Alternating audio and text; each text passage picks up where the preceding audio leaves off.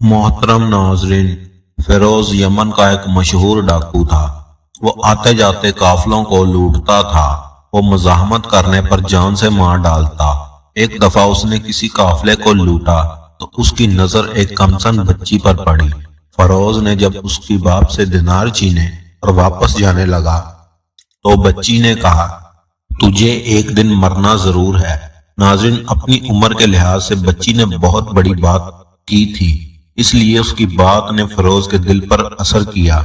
फिरोज ने उसी वक्त ये पेशा छोड़ने का फैसला किया। उसने काफिले को सारा सामान वापस कर दिया और अपने साथियों से कहा कि अपने अपने घर वापस चले जाओ। जब सब डाकू अपने अपने घर वापस चले गए तब फिरोज मस्जिद की तरफ रवाना हुआ। कई घंटे अपने गुनाहों की माफी मांगता रहा।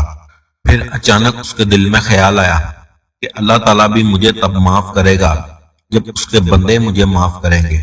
उसने कागज पर एक लिस्ट बना रखी थी जिनको उसने लूटा था। लिस्ट में नाम लिखते लिखते एक बेवा औरत याद आई। नाजरीन, फिरोज के पैरों तले से जमीन निकल गई और भागता हुआ उस बेवा औरत के घर गया, मगर अब वहां घर के दरवाजे पर एक ताला लगा हुआ था।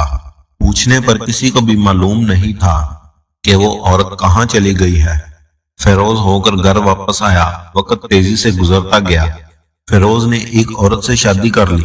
2 साल बाद अल्लाह ताला ने एक उसे बेटी अता की। फिरोज ने हिम्मत ना हारी और हर महीने में 2 दफा उस औरत के घर जरूर जाता।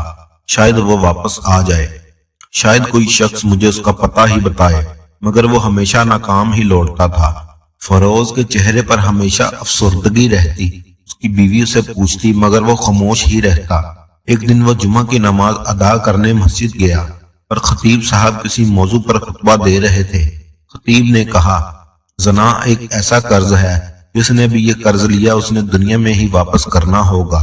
यह सुनते ही उसके चेहरे का रंग जर्द हो गया और जब वो घर वापस आया तो दाढ़े मार मार कर रोने लगा। कभी वो अपनी बेटी की तरफ देखता और कभी बीवी की तरफ, मगर वो कुछ भी किसी को नहीं बता सकता था। बस उसने अपनी बीवी से इतना जरूर कहा कि तुमने घर से बाहर एक कदम भी नहीं रखना और ना ही मेरी बेटी को बाहर जाने देना है। वो जब घर से बाहर किसी काम के सिलसिला में निकलता तो घर को ताला लगा कर निकलता। हद से ज्यादा डर चुका था और बहुत ही महतात हो गया था।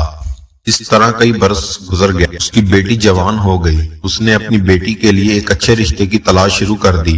एक दफा फिरोज घर को ताला लगाकर किसी काम के सिलसिला में बाहर गया और जब वापस आया तो बेटी की तबीयत अचानक बहुत खराब हो गई। वो जल्दी से बेटी को किसी हकीम के पास ले गया। हकीम ने बेटी को देखा तो इलाज के अलावा और कई ख्यालात उसके जहन में घूम रहे थे। हकीम ने फिरोज से कहा, आप मियाँ बीवी बाहर चले जाएं, लड़की का अकेले में इलाज करना चाहता हूँ। नाजरीन, फिरोज इस हकीम से अच्छी तरह वाकिफ था। वो एक शरीफ इंसान था, मगर वो ये बात भूल चुका था यह शैतान किसी भी वक्त इन पर गालिब हो सकता है। उसने लड़की को बेहोशी की दवा पिलाकर ज्यादती का निशाना बना डाला। फिरोज और उसकी बीवी जब वापस आए तो हकीम ने कहा, मैंने इस लड़की को दवा पिला दी है, होश में आने के बाद ये मुकम्मल तौर पर ठीक हो जाएगी। लड़की जब होश में आई तो वो ठीक हो गई थी, मगर वो अपनी कैफियत किसी को नहीं बता सकती थी। कुछ अरसे बाद लड़की हामला हो गई और ये बात उसने अपनी माँ को बताई। लड़की का रिश्ता एक अच्छे खानदान से तय हो चुका था, मगर जब वो रिश्ता पक्का करने और शादी की तारीख मुकर्रर करने के लिए आए तो लड़की की माँ को यकीन हो गया कि लड़की हामला हो चुकी है। उसने ना सिर्फ इस रिश्ते से इनकार कर दिया बल्कि पूरे इलाका में फिरोज और उसकी बेटी को बदनाम कर दिया। लोगों ने यहाँ तक कहना शुरू कर दिया कि एक डाकू की बेटी नेक तो हो ही नहीं सकती। फिरोज को जब इस बात का इल्म हुआ तो हाथ में तलवार लहराता हुआ बेटी के पास आया और कहा, सच सच बताओ, किसके साथ मुंह काला किया? जल्दी बताओ वरना अभी सरतन से जुदा कर दूंगा। बेटी ने रो रो कर कहा, मुझे किसी भी मर्द ने आज तक नहीं छुआ सिवाय एक शख्स के जिसने मेरा इलाज किया। उसने मेरी मजबूरी और बेबसी का फायदा उठाया। फिरोज हकीम के पास गया। वो पहले ही ये इलाका छोड़कर कहीं और जा चुका था। फिरोज ने तलवार जमीन पर फेंकी और इधर ही मिट्टी में बैठ गया और जमीन से मिट्टी उठाकर अपने सर में डालने लगा और दाढ़े मार मार कर रोने लगा। कुछ देर बाद वो इसी हालत में घर वापस आया।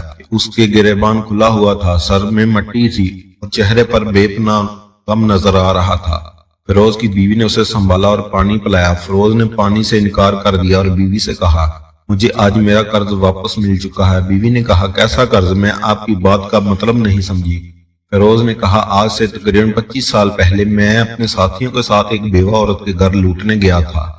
ہم نے اس کا سارا زیور لوٹ لیا۔